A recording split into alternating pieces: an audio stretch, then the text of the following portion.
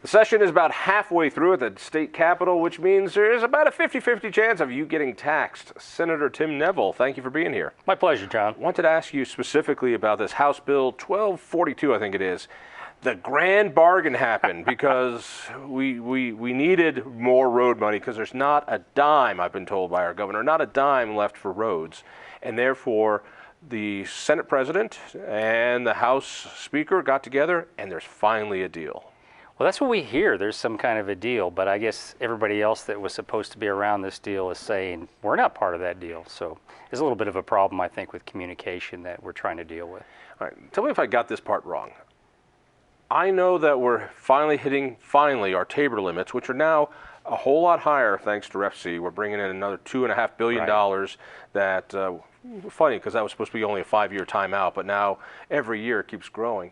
And so now I knew there was going to be one of 3 ways they were going to try to bust this. They were either going to do the hospital provider fee, which I think our Senate President has been strong on, or try to change the definition of Tabor, which I don't think they're going to be successful at. And third one was, let's hold up our crumbling roads as bait and try to do a tax increase. That's the path that they've chosen. And you're telling me it's not going to happen? I don't see any appetite for it. I don't see any appetite. In the legislature or in the voting booth? I think the people in the voting booths are saying, fix it. And I think they understand that if that's our job, we're supposed to fix it. They're driving on these crumbling roads. But I think people are also starting to understand that we've had opportunities to fix it. We had transportation bond measures the last couple of years that would have actually focused on what the problem is. And it's not building more bicycle paths or more light rail, it's the roads and bridges. And those were totally defeated by Democrats. I look at this, and every time the state has gone for a tax increase, we had Raleigh Heath's tax increase a few years ago. Right. 60% voted against it. Amendment 66, which was to get more income taxes for the kids, right, was 2/3 voted against it. Right. And now instead of using our kids as the bait, they're using our roads as the bait. But every poll I've seen shows this is a non-starter with the voters. It only has 40% support. Correct. Well, there's a lot of money I think they can get thrown in there to try to maybe move those numbers. But when you start at that low of a point and trying to move those numbers higher, that's a lot of money somebody's going to be spending. And I think they might be a little bit smarter than that. So. Not when consultants are involved. Trust me, there's money to be made. Somebody's getting paid. Somebody's yes. making money. Win or lose. But why aren't our roads fixed? I keep hearing the governor say, look at Utah, they spend all this money on roads, and we don't. So why haven't you guys fixed the damn roads? Well, it comes down to where you spend your money. And we had a budget, I think when I came in the end of 2011, I think it was around $19 billion. We're hitting about $28 billion right now. And so the question always comes out, if you went from $19 billion in 2011 to $28 billion in 2016, 2017, is there an issue with not having enough money? Is there an issue with income? The issue isn't income. The issue is spending and where we're spending it. Where are you spending it then? We're spending it basically on Medicaid and Health and Human Services, over 40% of the total budget. See, this is what's so frustrating is I believe everyone knew what direction this train was going on when the legislature voted to expand Medicaid, Obamacare. Sure. And now almost 1 in 4 Coloradans is on the health care dole. 1 in 4. And that's unsustainable. Right. And that's squeezed out everything else. Why didn't, I think I know the answer, why didn't you guys put it on the ballot if we wanted to raise taxes for Obamacare? It would have failed tremendously. And everybody understood that. So there was no appetite for them to fail, like that. Basically, they can keep spending the money, create another pain point, and then come back to the voters and hope for the best. And I think that's been their plan all along. I'm under the silly belief that if you reallocated 2% of the budget, you could get the money you needed to build the roads that CDOT wants to build. Is it possible to reallocate 2% of the budget to do this? Without a doubt. Without a doubt. You say without a doubt, but I've been told there's not a penny to be had. So you're asking me as a politician or as a representative of the people, if they're in a $28 billion budget, you can't find 2% of waste or programs that should end and reallocate that money? I don't think anybody believes that. The question is it a question of is there money there to reallocate? Yes. Are there programs and waste to get? at and change? Yes. The question is there the political courage to do that? Now, that's another question. Which is one of the reasons I hope we can get something on the ballot to force that, because that's really your job, is to set priorities. And I get this. You're down there, you're 24/7, you're being lobbied. And you're not being lobbied by taxpayers because they're out making money. Right. You're lobbied by every interest there is. And if you're going to reprioritize 2% of the budget towards transportation, you're going to piss off somebody. And you don't want to do that. Well, I do it probably daily. Yeah, you're a different breed.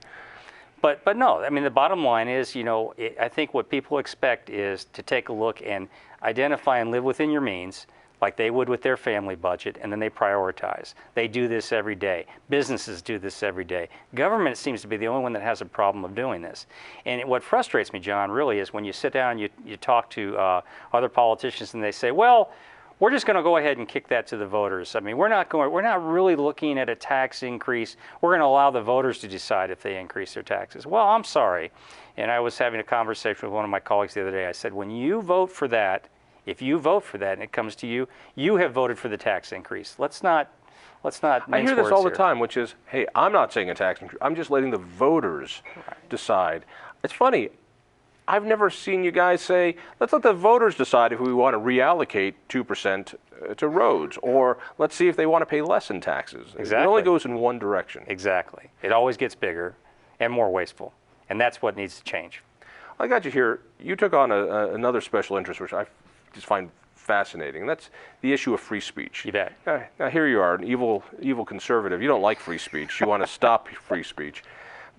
What's the problem on college campuses as far as you're seeing it? And we saw this up at UNC especially. It's funny that certain things you can say on college campuses, other things not at all. Well, I think that's a problem. I think we've got probably a generation that's coming up that we've actually sort of insulated them in a way that's not healthy for them.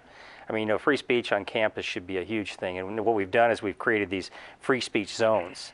So if you have a free speech zone, I mean, I want you to think about this. If you're allowed free speech in this zone, well, what does that mean when you're anywhere else? You're not allowed free speech.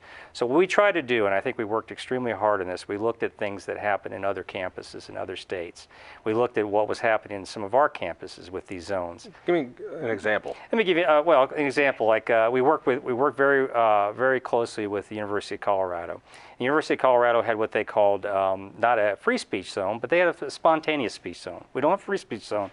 We have a spontaneous speech zone. Well, the question is, what do you have to do? Is it reasonable, based upon your goal to be able to provide an education as number one, your number one mission? And then number two, you should be able to allow free speech and the Constitution and the First Amendment to exist on your campus, because it helps what you're trying to do with education. So what are the reasonable restrictions? Well, a free speech zone is probably not a reasonable restriction. Might there be some restrictions around time and place of demonstrations and other things? But again, if you have a demonstration and somebody else says, well, we don't agree with that demonstration and they want to have a counter demonstration, is there a reasonable restrictions on time and place that allows one to take place, but then doesn't take the other one and say, yeah, you can go ahead and protest that, but we're going to put you 10 miles away where nobody's going to hear you. So we worked extremely hard, and I have to take my hat off to the people at CU. There's a lot of give and take on this, and we actually constructed what we feel is a very, very strong bill, passed out of the Senate 32-2, was unanimous out of the first committee. It's over in the House right now. It's going through, what every bill goes through, and probably any bill that has my name on it goes through. But we feel we have a great Democrat sponsor and a Republican sponsor in the House. What does it do specifically? Yeah, what it does basically is it eliminates the free speech zones. It says you're going to have free speech in all your public areas. However, the university is allowed restrictions based upon time and place, but they're reasonable restrictions, and they have to give you another way or a means to provide for your ability to get out your opinion.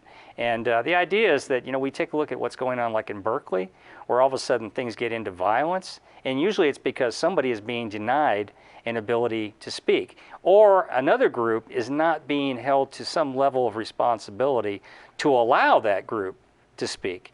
And the one thing I've had a conversation with all my colleagues, even across the aisle, is that that's not good for anybody.